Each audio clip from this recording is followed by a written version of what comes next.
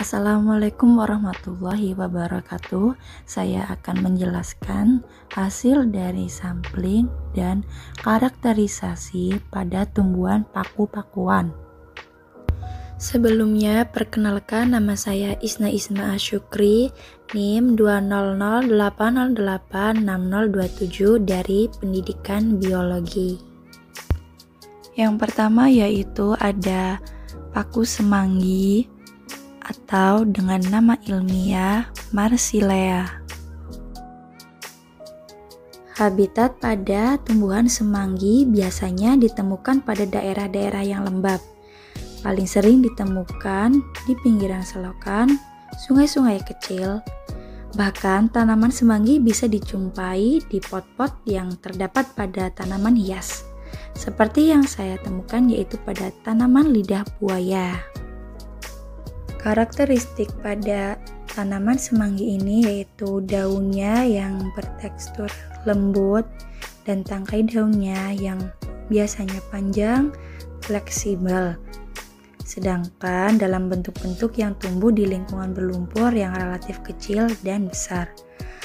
Nah, lamina ini biasanya dibagi menjadi 4 leaflet. Tapi kadang-kadang jumlah leaflet mungkin berbeda dari 3-8. Leaflet ini berbentuk bulat telur terbalik, berbentuk lonjong, atau berbentuk biji. Batang pada tanaman ini yaitu rimpang, panjang, dan ramping, dan merayap di permukaan tanah atau di bawah tanah. Nah, rimpang tumbuhnya tanpa batas waktu dan kadang-kadang bisa mencapai panjang sampai 25 meter. Nah, hal ini biasanya panjang bercabang dan sering berbentuk tikar. Cabang-cabangnya biasanya muncul dalam aksil daun atau aksila atau lateral pada daun. Yang kedua yaitu ada paku rem Cina atau dengan nama ilmiah Pteris vittata. Habitat pada Pteris vittata yaitu hidup di tempat-tempat terbuka dan tanah yang kering. Bahkan jenis ini juga tumbuh pada batu-batuan di sekitar kawah atau pada tepi sungai. Banyak juga dijumpai tumbuh di tebing-tebing atau menempel pada batang, paku tiang, atau pada tembok, terutama yang sudah mati. Di tanah liat atau tanah berbatu yang berpasir. Tanamannya jarang tumbuh berkelompok, melainkan lebih umum dijumpai bersama-sama serta rumput lainnya. Rimpangnya menjalar pada permukaan batuan dan akar-akarnya masuk ke celah-celah batu. Pteris vittata memiliki karakter morfologi yang khas dibanding dengan jenis dari marga Pteris lainnya, yaitu tepi daunnya yang sederhana dengan tangkai daun yang pendek, anak daun yang panjang, dan jenis ini memiliki batang yang pendek, tegak atau rebah yang dilengkapi sisik-sisik yang ketika masih muda akan berwarna hijau muda dan ketika dewasa akan berwarna coklat muda. Panjang tangkai daun bisa mencapai 40 cm dan ditutupi oleh sisik-sisik ketika masih muda. Bagian daun terlebar berada di atas daun keseluruhan. Semakin ke atas semakin mengkerucut. Nah, anak daun yang paling pangkal berukuran kecil. Daunnya menyirip satu kali dengan ukuran panjang daun 20-80 cm. Anak daun banyak dengan panjang mencapai 15 cm dan lebar 7-10 mm. Ujung anak daun meruncing hingga tumpul dan pangkal daun berbentuk jantung hingga rata. Pangkal anak daun biasanya lebih lebar dan memiliki cuping pada salah satu sisi atau kedua pangkalnya.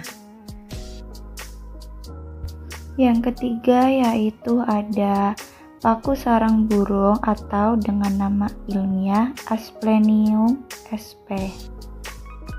pada habitat Asplenium sp, yaitu biasanya tumbuh di tanah yang agak lembab di atas 350 meter permukaan laut. Nah, biasanya terdapat juga di lereng-lereng gunung. Banyak juga terdapat di hutan subtropis maupun daerah tropis. Tumbuhan ini tumbuh terbatas di daerah-daerah yang lembab. Pertumbuhannya pun sangat cepat. Pada Asplenium sp yang saya temukan yaitu menempel pada batu bata yang basah atau yang lembab, atau terdapat pada daerah-daerah yang lembab. Karakteristik pada Asplenium sp secara umum mempunyai bentuk yang khas yang disebut ental atau frond. Tangkai ental disebut tangkai stip untuk membedakan dengan tangkai yang lainnya.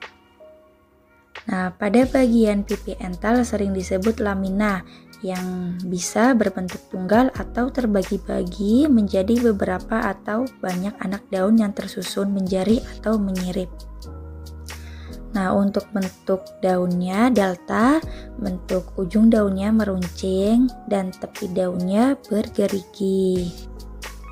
Untuk ukuran daunnya termasuk anisofil karena daun-daun terdiri dari dua ukuran, yaitu yang satu lebih besar dari yang lainnya. Warna daunnya yaitu hijau, bisa juga hijau tua.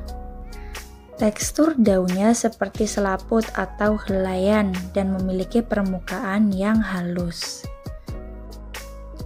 Nah, untuk batangnya berupa rimpang batang yang panjang dan ramping. Permukaan batangnya tidak halus melainkan memiliki ramenta atau bentukan seperti rambut yang berwarna coklat kehitaman. Ramenta pada spesies ini tergolong banyak, dari ujung akar hingga seluruh batang.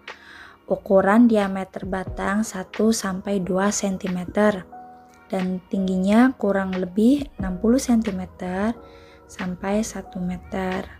Warna batang coklat kehitaman dan tidak memiliki bercabang. Itu saja yang bisa saya jelaskan. Sekian dan terima kasih. Wassalamualaikum warahmatullahi wabarakatuh.